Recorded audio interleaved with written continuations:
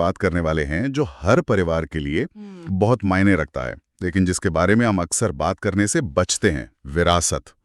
सोचिए अगर किसी व्यक्ति की बिना वसीयत लिखे मृत्यु हो जाए तो उसकी सालों की मेहनत, उसकी संपत्ति का क्या होता है? कौन उसका हकदार है?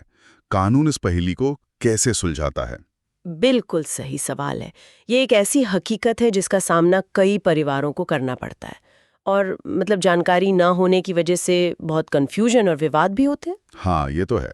आज हम इसी गुत्थी को सुलझाएंगे। हम हिंदू उत्तराधिकार कानून के नियमों को समझेंगे, खासकर उन स्थितियों में जहां कोई वसीयत नहीं है। तो चलिए इस पर गहराई से बात करते हैं। हम ये समझने की कोशिश करेंगे कि कानून संपत्ति के बंटवारे का रास्ता कैसे दिखाता है। और मैंने सुना है कि पुरुषों और महिलाओं के लिए नियम काफी अलग-अलग हैं। हाँ, तो हम दोनों ही पहलुओं पर गौर करेंगे। ठीक है, तो सबसे पहले सबसे आम स्थिति से शुरू करते हैं। मान लीजिए एक हिंदू पुरुष की मृत्यु हो जाती है और उसने कोई वसीयत नहीं लिखी है। उसकी संपत्ति का बंटवारा कैसे होगा? क्या कोई तयशुदा लिस्ट है कि पैसा किसे मिलेगा? हाँ, कानून ने इस स्थिति के लिए एक बहुत ही साफ और सीधी व्यवस्था बनाई है। अच्छा।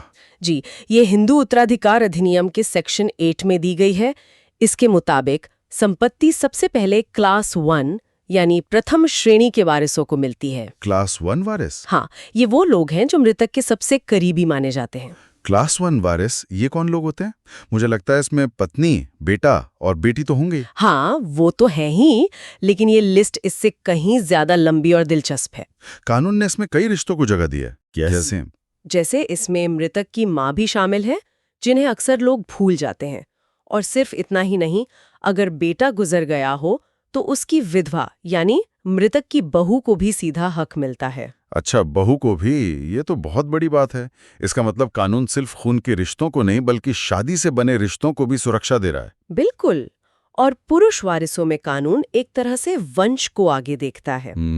इसमें बेटा, बेटे का बेटा यानी पोता और पोते का बेटा यानी परपोता शामिल है। और नाती, बेटी का बेटा? हाँ, 2005 में हुए एक बड़े बदलाव के बाद बेटियों को भी बराबर का हक दिया गया, इसलिए बेटी का बेटा यानी नाती भी अब क्लास 1 में ही आता है। अच्छा, तो ये पुराने और नए विचारों का एक मिलाजुला रूप है। बिल्कुल। ये तो वाकई बहुत व्यापक लिस्ट है। इसमें पोती, नातिन, यहाँ तक कि पोती की विधवा को भी शामिल किया गया है। लेकिन एक बात बताइए, अगर क्लास 1 में इतने सारे लोग हैं तो क्या किसी को दूसरे से ज्यादा प्राथमिकता मिलती है? जैसे क्या बेटे को माँ से पहले हक मिलेगा? नहीं, और यही इस कानून की सबसे खूबसूरत बात है। अच्छा। क्लास 1 में जितने भी वारिस मौजूद हैं, उन सभी को संपत्ति में एक साथ और बराबर का हिस्सा मिलता है। अगर क्लास 1 में 4 वारिस हैं, मान लीजिए माँ, पत्नी, एक बेटा और एक बेटी, तो संपत्ति ठीक 4 बराबर हिस्सों में बंट जाएगी। मतलब किसी को किसी पर कोई प्राथमिकता नहीं है? बिल्कुल नहीं। ये तो बहुत स्पष्ट है। लेकिन क्या होगा अगर किसी का क्लास 1 में कोई वारिस ही ना हो, ना माँ, ना पत्नी, ना बच्चे? ऐसी स्थिति में संपत्ति किसे मिलती है? ऐसी स्थिति के लिए भी कानून में अगला कदम बताया गया है। अगर क्लास 1 का कोई भी वारिस मौजूद नहीं है तो संपत्ति क्लास 2 के वारिसों को मिलती है। क्लास 2, इसमें कौन आते हैं? इसमें पिता, भाई बहन और दूसरे करीबी रिश्तेदार आते हैं। और अगर क्लास 2 में भी कोई ना हो तो तब क्या? अगर क्लास 1 और क्लास 2 दोनों में कोई नहीं है तो कानून रिश्तेदारों का दायरा और बढ़ाता है। संपत्ति फिर एग्नेट्स को जाती है। एग्नेट्स? हाँ, और अगर वो भी नहीं है तो आखिर में कॉग्नेट्स को मिलती है। एग्नेट्स और कॉग्नेट्स, ये शब्द थोड़े तकनीकी लग रहे हैं। आसान भाषा में इसका क्या मतलब है? बिल्कुल, आसान भाषा में एग्नेट्स वो रिश्तेदार हैं जो पूरी तरह से पुरुषों के जरिए जुड़े हों, जैसे चाचा, ताऊ, उनके लड़के। अच्छा।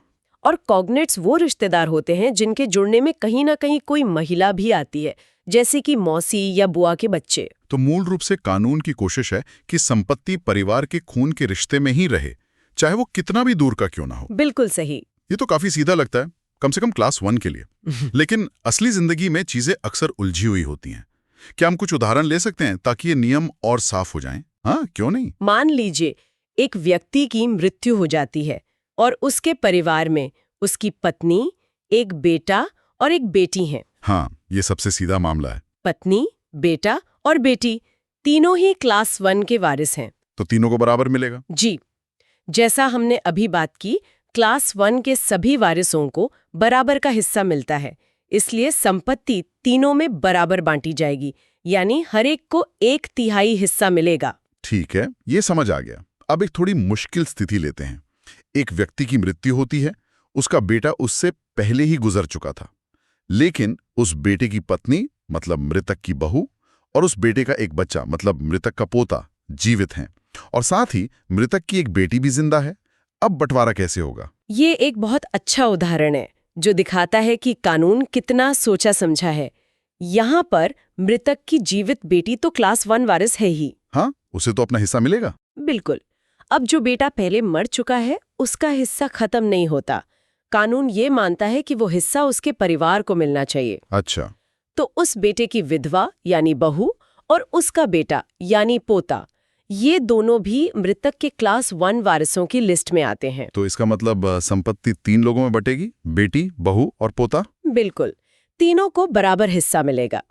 ये नियम सुनिश्चित करता है कि अगर परिवार की एक शाखा का मुखिया नहीं रहा तो उसके आश्रितों को बेसहारा न छोड़ा जाए। उन्हें भी दादा की संपत्ति में सीधा हक मिलता है। जी, ये वाकई बहुत महत्वपूर्ण है। अच्छा, एक और उदाहरण। एक व्यक्ति की मृत्यु होती है जिसका कोई करीबी परिवार नहीं है, ना पत्नी, ना बच्चे, ना माता पिता, बस उसका एक भाई जीवित है।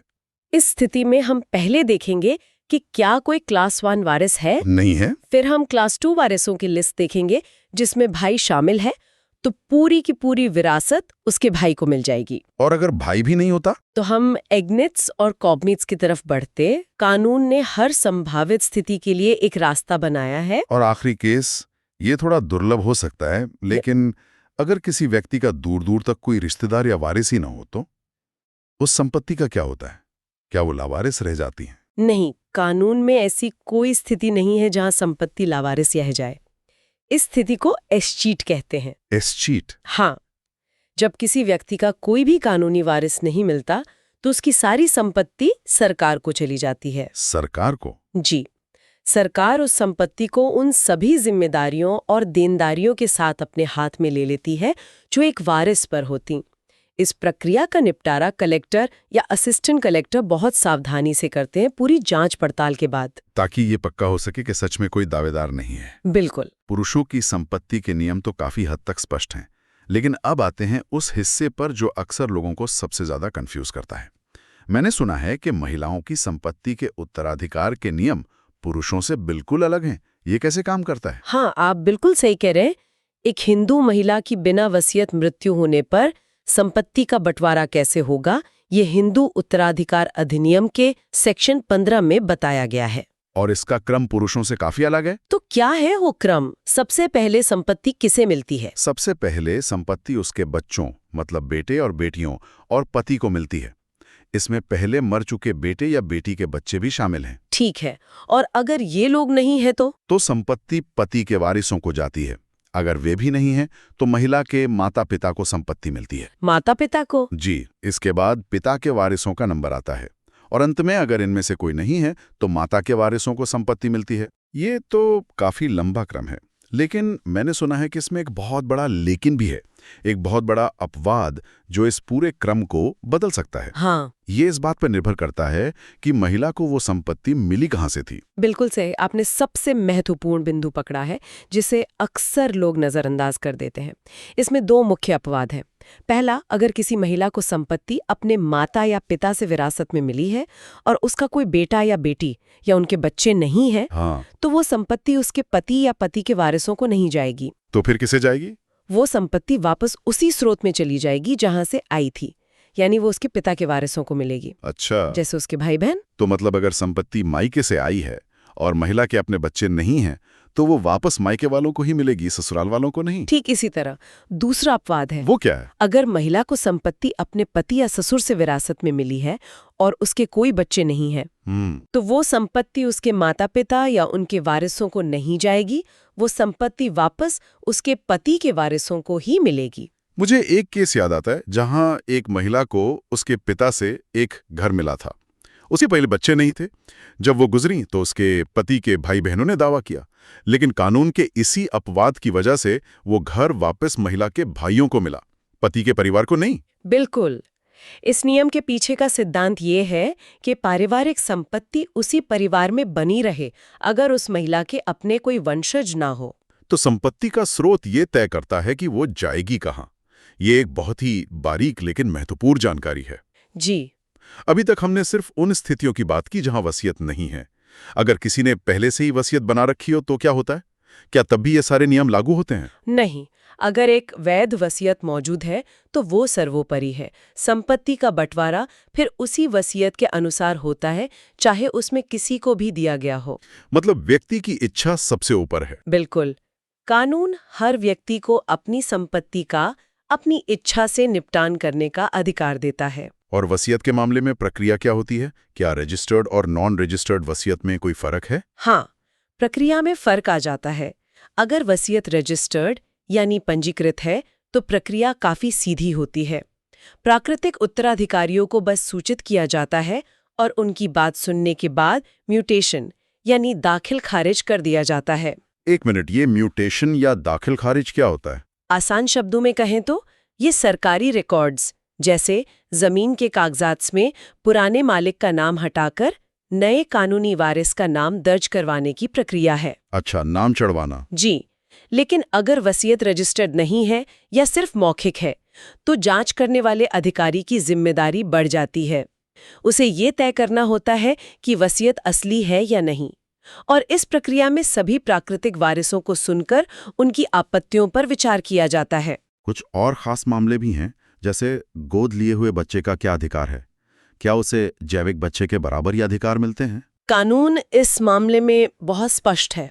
अगर गोद लेने की प्रक्रिया कानूनी तौर पर पूरी हुई है और डीड रजिस्टर्ड है तो गोद लिया हुआ बेटा या बेटी संपत्ति का वारिस ठीक उसी तरह होगा जैसे एक सगा बेटा या बेटी। विरासत में उसे बिल्कुल बराबर के अधिकार मिलेंगे। मतलब कानून गोद लिए हुए और जैविक बच्चे में कोई भेद नहीं करता? कोई भेद नहीं। एक स्थिति मेरे मन में आ रही है जो बहुत संवेदनशील है। अगर कोई बच्चा अपने पिता के गुजरने के वक्त गर्भ में हो तो क्या कानून उसके पैदा होने का इंतजार करता है? उसके अधिकारों का क्या होता है? हाँ, बिल्कुल। कानून इस स्थिति के लिए भी प्रावधान रखता है। इसे मरणोपरांत बच्चा या पोस्टह्यूमस चाइल्ड कहते हैं। पोस्टह्यूमस चाइल्ड? जी, जो बच्चा व्यक्ति के मृत्यु के समय गर्भ में था और बाद में जीवित पैदा हुआ, उसे विरासत में वही अधिकार मिलेगा जो उसे तब मिलता अगर वह पिता की मृत्यु से पहले पैदा हुआ होता। अच्छा। कानून ये भी कहता है कि अगर बच्चा पिता की मृत्यु के 280 दिनों के अंदर जन्म लेता है तो उसका नाम भी म्यूटेशन में दर्ज किया जाएगा। विरासत का हक उसे मृत्यु की तारीख से ही मिलता है। ये बहुत प्रगतिशील सोच है। अब एक गंभीर स्थिति के बारे में बात करते हैं। अगर कोई वारिसी हत्यारा हो तो मान लीजिए किसी ने संपत्ति के लिए अपने ही किसी रिश्तेदार की हत्या कर दी। कानून इस बारे में बहुत सख्त और स्पष्ट है।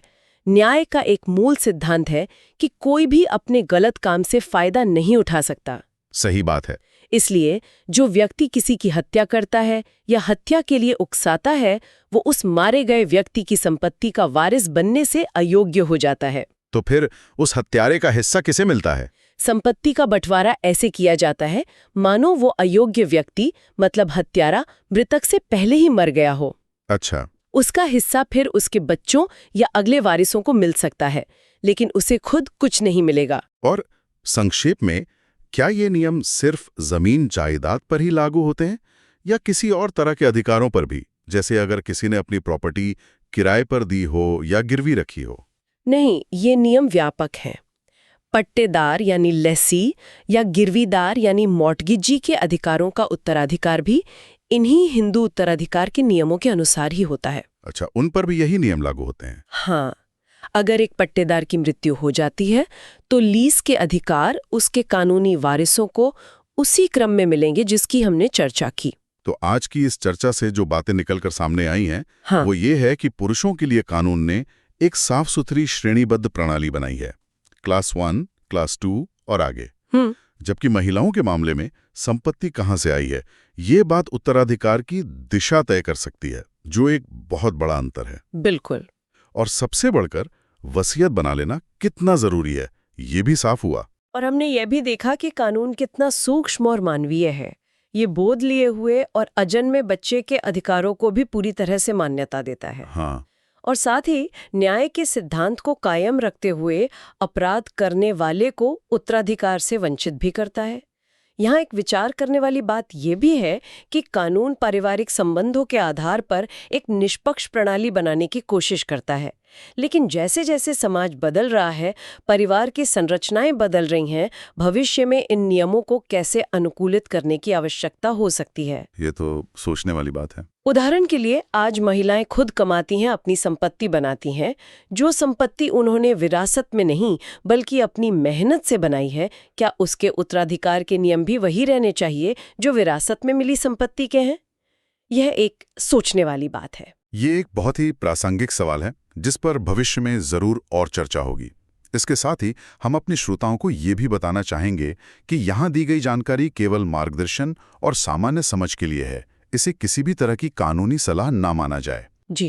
किसी भी विशिष्ट मामले के लिए किसी कानूनी विशेषज्ञ से परामर्श करना हमेशा सबसे अच्छा होता है।